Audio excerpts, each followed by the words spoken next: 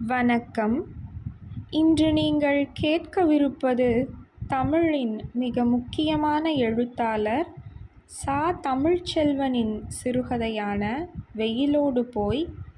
வாசிப்பவர் உங்கள் ஜனனி.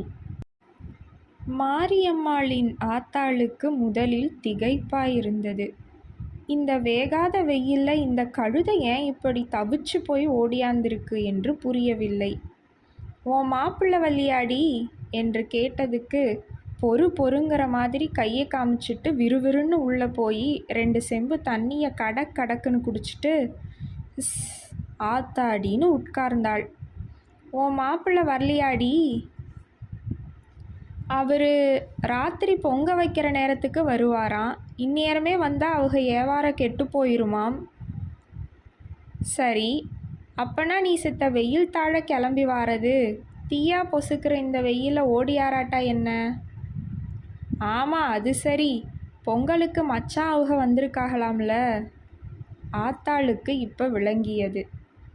அவளுடைய மச்சான் ஆத்தாளின் ஒரே தம்பியின் மகன் தங்கராசு இன்னைக்கு நடக்கிற காளியம்மன் கோயில் பொங்கலுக்காக டவுனிலிருந்து வந்திருக்கான். அது தெரிஞ்சுதான் கழுதை இப்படி ஓடியாந்திருக்கு. மதியம் கஞ்சி குடிச்சிட்டு கிளம்புனியாட்டி என்று கேட்டதுக்கு கழுதை இல்லை என்கவும் ஆத்தா கஞ்சி ஊற்றி முன்னால் வைத்து குடிக்கச் சொன்னாள். உடம்பெல்லாம் காஞ்சி போய் காதில் கழுத்தில் ஒன்றுமே இல்லாமல் கருத்து போன அவளை பார்க்க ஆத்தாளுக்கு கண்ணீர் தான் மாலையாக வந்தது. தங்கராசு மச்சானுக்கு தான் மாரியம்மா என்று சின்ன பிள்ளையிலேயே எல்லாருக்கும் தெரிஞ்சது தான்.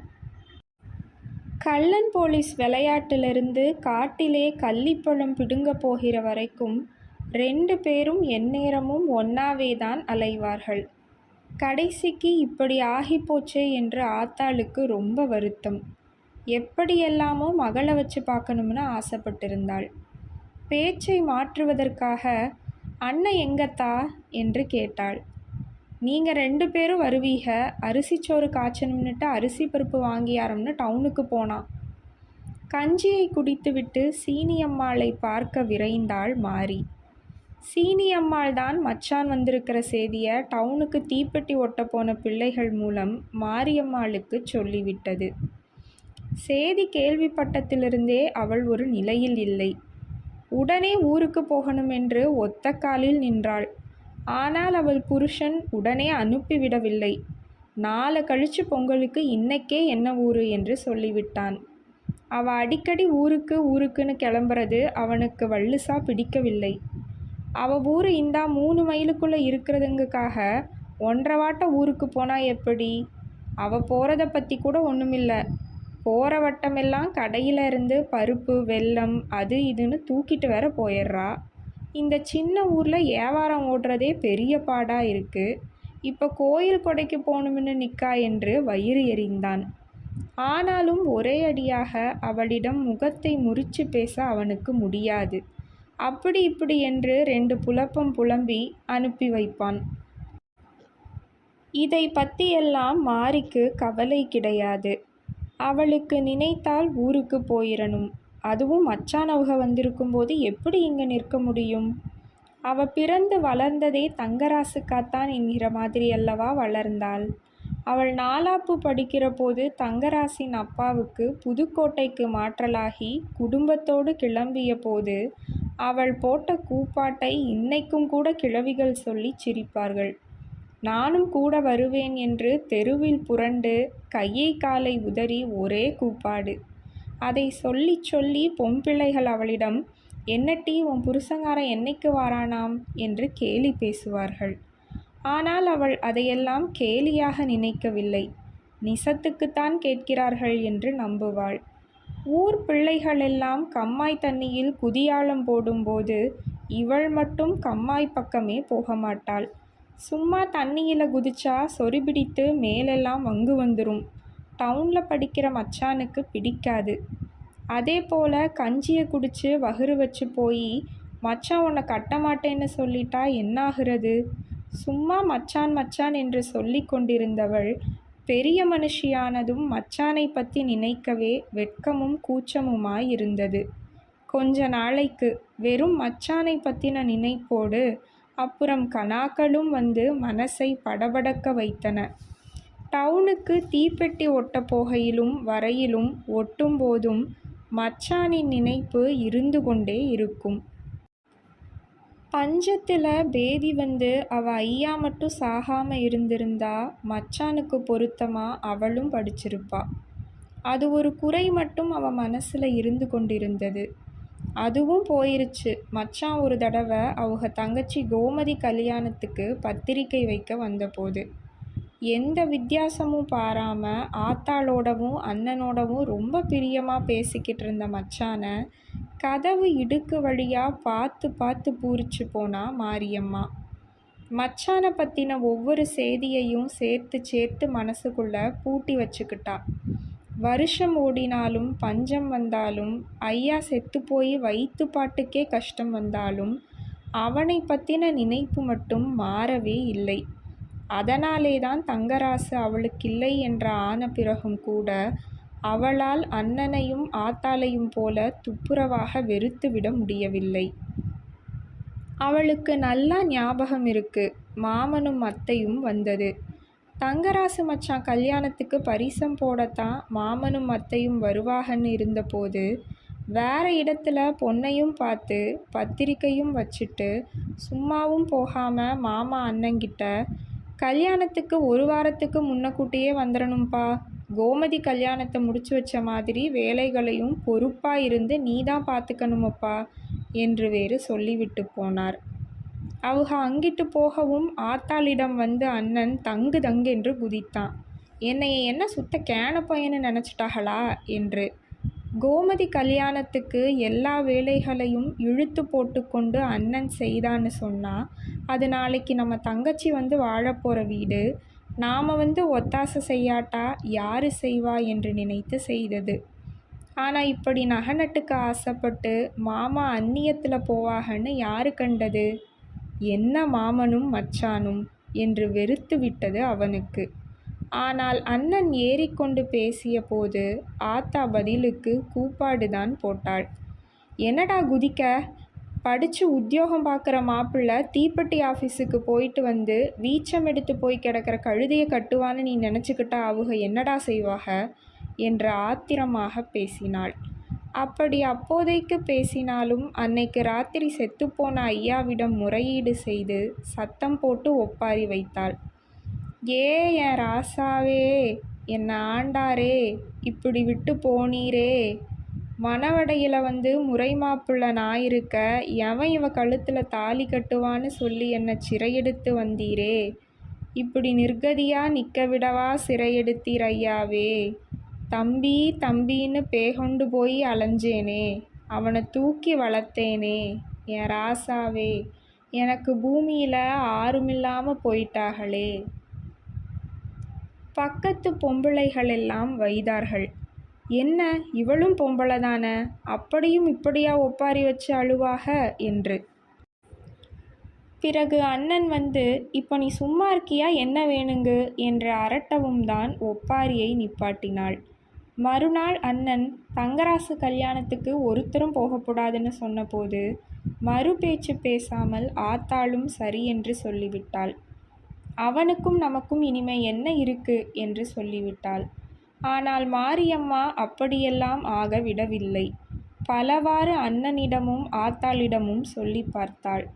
ஒன்றும் மசியாமல் போக கடைசியில் நீங்கள் யாரும் மச்சான் கல்யாணத்துக்கு போகலைன்னா நான் ஆண்டுகிட்டு செத்துருவேன் என்று ஒரு போடு போட்டதும் சரி என்று அண்ணன் மட்டும் கல்யாணத்துக்கு போய் வந்தான். எம்புட்டோ கேட்டு பார்த்தும் கல்யாண செய்தி எதையும் அவன் மாரியம்மாளுக்கோ ஆத்தாளுக்கோ சொல்லவில்லை. எல்லாம் முடிஞ்சது என்பதோடு நிறுத்தி கொண்டான்.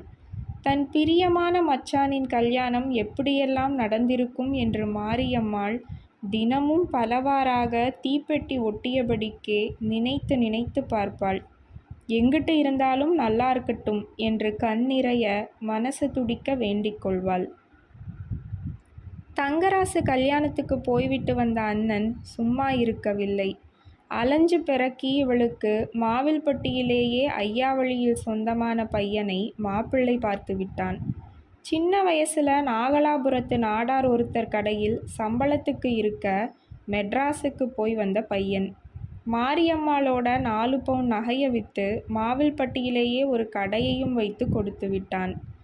இத்தனைக்கு பிறகும் கோவில் கொடைக்கு மச்சான் வந்திருக்காகன்னு தெரிஞ்சதும் உடனே பார்க்கணும்னு ஓடியாந்துட்டா. அவங்க எப்படி இருக்காக, அந்த அக்கா எப்படி இருக்காக, மச்சானும் அந்த அக்காளும் நல்லா பிரியமாக இருக்காகலான்னு பார்க்கணும் அவளுக்கு. ஆனால் வந்த உடனேயே மச்சானையும் அந்த அக்காளையும் பார்க்க கிளம்பி விடவில்லை. மத்தியான நேரம் சாப்பிட்டு சித்த கண்ணசந்திருப்பாக என்று இருந்துவிட்டு சாயந்திரமாக போனாள். கட்டிலில் படுத்த வாக்கில் பாட்டையாவுடன் பேசி கொண்டிருந்தான் மச்சான். கும்பிடுற மச்சான் என்று மனசு படபடக்கச் சொல்லிவிட்டு உள்ளே போனாள். தங்கராசின் அப்பத்தாலும் அந்த அக்காளும் அடுப்படியில் வேலையாக இருந்தார்கள். பொன்னாத்தா இவளை பிரியத்துடன் வரவேற்றாள். அந்த அக்கா ரொம்ப லட்சணமாக இருந்தார்கள். நகை நட்டு ரொம்ப போற்று பாகன்னு பார்த்தா அப்படி ஒன்றும் காணும், கழட்டி வச்சிருப்பாக என்று நினைத்து கொண்டாள். ரொம்ப பிரியம் நிறைந்த பார்வையுடன் அந்த அக்காளுடன் வாஞ்சையோடு பேசினாள் மாரியம்மா. பேசிக்கிட்டுருங்க, இந்தா வாரேன்னு பொன்னாத்தா கடைக்கு ஏதோ வாங்க போகவும் மாரியம்மா அந்த அக்காளிடம் இன்னும் நெருங்கி கிட்ட உட்கார்ந்து கொண்டு கைகளை பாசத்துடன் பற்றி கொண்டாள்.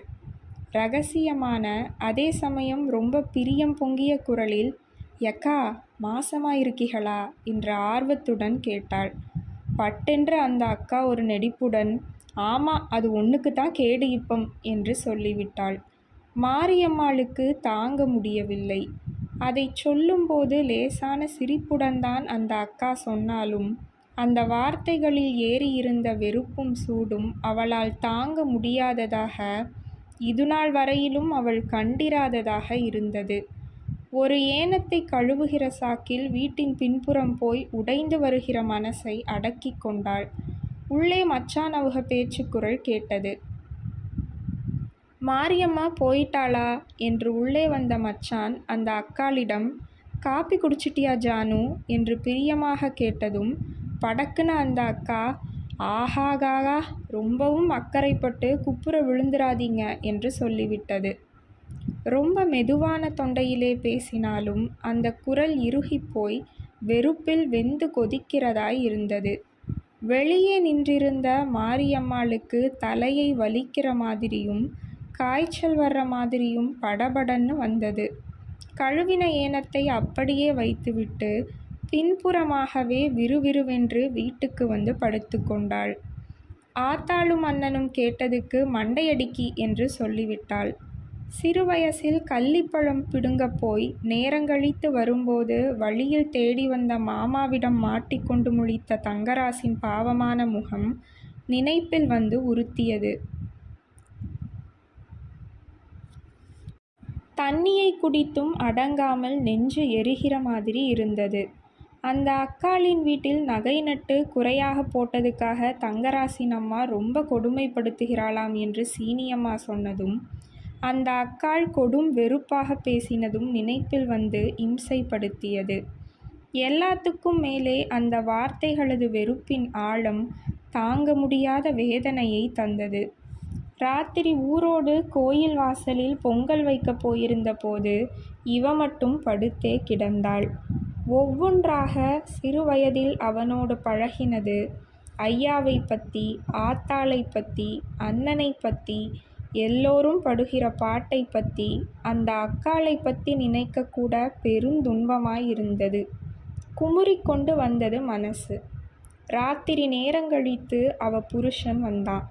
2 நாளாய் நல்ல ஏவாரம் என்றும் தேங்காய் மட்டுமே 32 காய் வித்திருக்கு என்றும் பொரிகடலைதான் கடைசியில் கேட்டவர்களுக்கு இல்லையென்று சொல்ல வேண்டியதா போச்சு என்றும் உற்சாகமாக ரொம்ப நேரம் பேசிக்கொண்டிருந்தான். திடீரென்று இவள் ஏதுமே பேசாமல் ஊமையாக இருப்பதைக் கண்டு எரிச்சலடைந்து, "ஏ நாயி, நான் பாட்டுக்கு கத்திக்கிட்டு இருக்கேன், நீ என்ன கல்லுக்கணக்கா இருக்க?" என்று முடியை பிடித்து ஓர் உலுக்கு உலுக்கினான். உடனே அணை உடைத்து கொண்டது போல ஏங்கி அழ ஆரம்பித்தாள். அவன் பதறிப்போய் தெரியாமல் தலையை பிடித்து விட்டேன் என்று சொல்லி, "தப்புத்தான் தப்புத்தான்" என்று திரும்ப திரும்பச் சொல்லி பார்த்தான். அவள் அழுகை நிற்கவில்லை. மேலும் மேலும் ஏக்கமும் பெருமூச்சும் வெடிப்பும் நடுக்கமுமாய் அழுகை பெருகிக் கொண்டு வந்தது. ஏதோ தான் பேசிவிட்டதற்காகத்தான் அவள் இப்படி அழுகிறாள் என்று நினைத்து கொண்டு ரொம்ப நேரத்துக்கு அவளை வீணே தேற்றிக் கொண்டிருந்தான் அவன்.